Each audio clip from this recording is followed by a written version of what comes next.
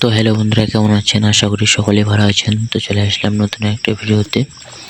তো আজকে চলে এসেছি সকাল সকাল ভোলংগুলো উঠাবো।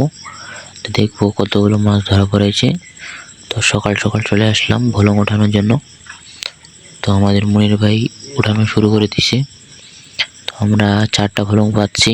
তো একে একে আমরা 4টা ভোলং উঠাবো কীভাবে সেটা দেখাবো। তো এটা প্রথম ভোলং দেখা যাক।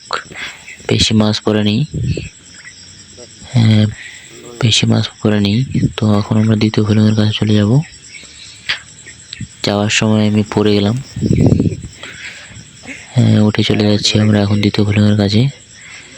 নদীর সকালে আবহাওয়াটা অনেক সুন্দর দেখতে, কুয়াশা ভরা মেঘ। তো দেখতে দেখতে আমরা দ্বিতীয় ভোলংয়ের কাছে চলে আসলাম। দ্বিতীয় ভোলং ওঠানোর জন্য আমাদের মনির ভাই চলে গেল। তো মনির ভাই ভোলং উঠাও শেষের দিক প্রায়। তো শর্টকাটে আমরা ভিডিওগুলো করতেছি। তো মনির ভাই ভোলং ওঠানোর সময় একটা মাছ ধরলো। তো আমাকে মাছটা উপরে ফিকিয়ে দিল। তো আমি ধরে নিলাম মাছটাকে। তো এখন মনির ভাই তৃতীয় ভোলংয়ের কাছে চলে গেছে। প্রায় তৃতীয় ভোলং ওঠা শেষ, এবার চতুর্থ ভোলং। মনির ভাই চতুর্থ ভোলং ওঠানোর জন্য নেমে গেল আবার। তো চতুর্থ ভোলং ওঠাচ্ছে মনির ভাই।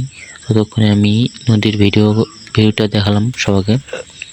তো আমাদের মনির ভাই চতুর্থ ভোলং প্রায় ওঠার শেষের দিক। চতুর্থ ভোলং ওঠা ক্লিয়ার। এখন 4টা ভোলং এক জায়গা করলাম, করার পর দেখবো মাছ কতগুলা। বেশি মাছ পড়েনি, অল্প কিছু চিংড়ি মাছ পড়েছে, দেশি চিংড়ি।